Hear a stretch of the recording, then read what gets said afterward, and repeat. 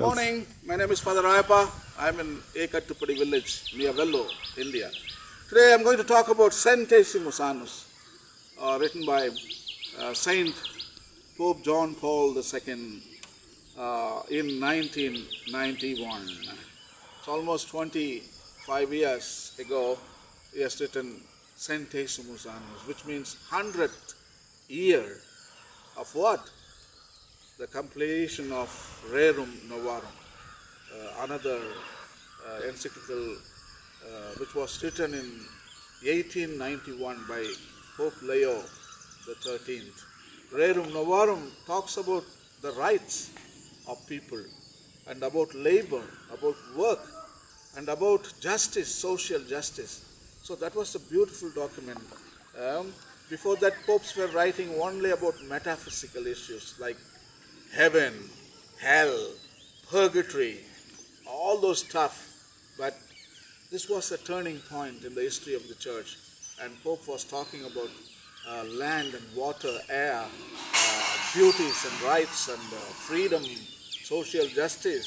So it was a beautiful document, and it was a very innovative document for that time in 1891. So Centesimus Annus, in the fourth chapter, also Centesimus Annus has also 6 chapters. I mean, the popes are so great. Even Caritas in Veritate, written by Pope Benedict XVI, has 6 chapters. And Laudato Si, written by Pope Francis, has 6 chapters. Actually, Centesimus Annus has already seen 2 prior documents. I mean, talking about the Centesimus Annus, first Centesimus Annus, then they came Quadragesimo Anno, the 40th year, and then came Octagesimo Adveniens, that is 80th year, and then Pope Saint John Paul II, Centesimus Annus, 100th year. So these 4 documents can be grouped into one. So actually, I gave a small speech in my last segment on the universal destination of goods. I talked about people can own private property as long as they have a social purpose. Whatever they produce in this land belongs to everybody, not only to the family to make profit, but it belongs to the neighbors, it belongs to the villagers, it belongs to the whole humanity, and also it belongs to creation, to the insects, the birds, and animals. So this is what popes have been writing for the past 120 years.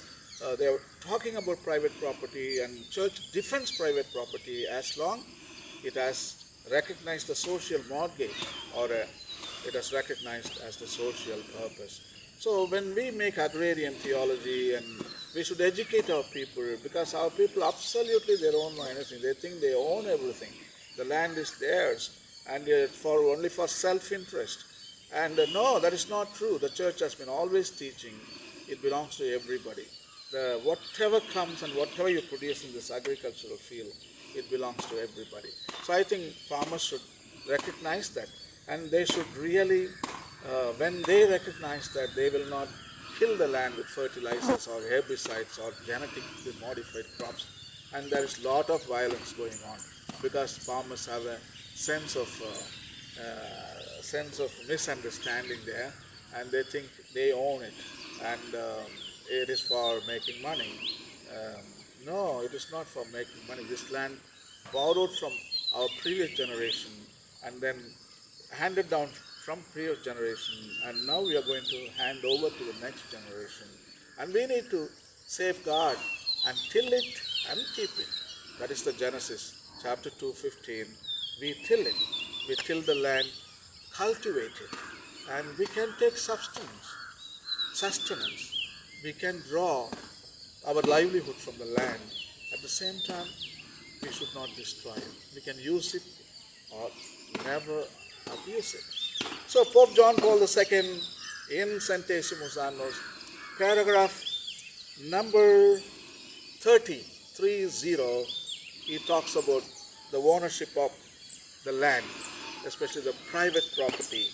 And the 4th chapter is titled Private Property and the Universal Destination of Material Goods. and he is talking about Rerum novarum. I am going to read for you Pope John Paul II in Centesimus Annus writes as follows in paragraph number 30.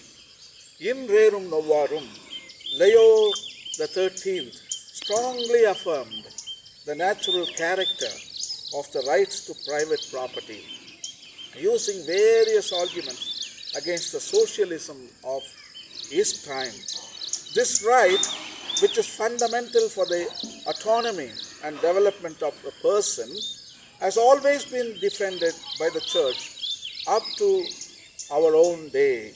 At the same time, the Church teaches that the possession of material goods is not an absolute right, and that its limits are inscribed in its very nature as a human right. While the Pope proclaimed the right to private ownership, he affirmed with equal clarity that the use of goods, while marked by freedom, is subordinated to their original common destination as created goods, as well as to the will of Jesus Christ as expressed in the Gospel. Pope Leo wrote, "Those whom fortune favors are admonished that they should tremble at the warnings of Jesus Christ, and that a most strict account must be given to the Supreme Judge for the use of all they possess." And quoting Saint Thomas Aquinas, he added, "But if the question be asked, how must one's possessions be used? The Church replies, without hesitation, that man should not consider his material possessions as his own, but as common to all, because above the laws and judgments of men stands the law, the judgment of Christ."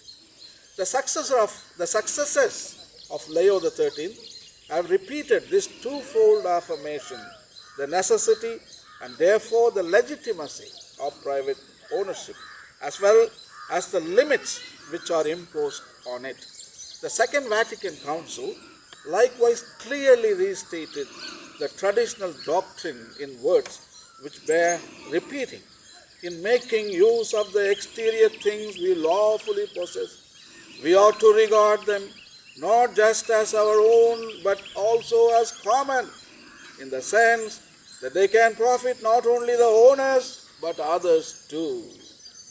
And a little later we read, "Private property or some ownership of external goods affords each person the scope needed for personal and family autonomy, and should be regarded as an extension of human freedom.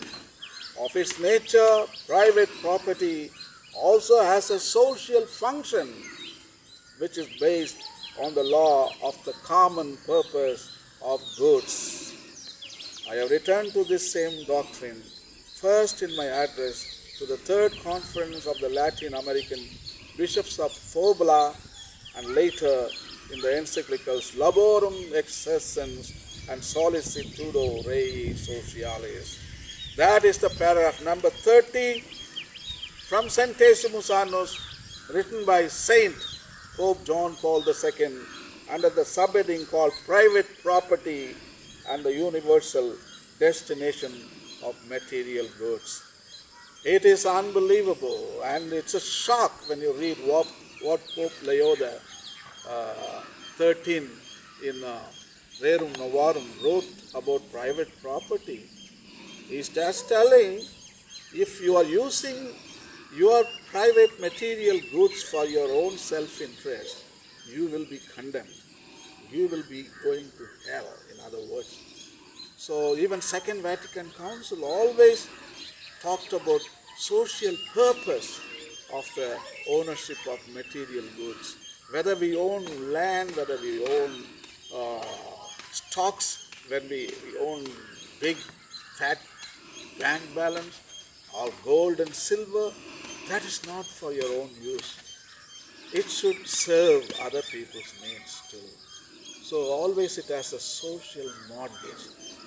Beautiful Centesimus Annus. Please read paragraph number 30 from Centesimus Annus.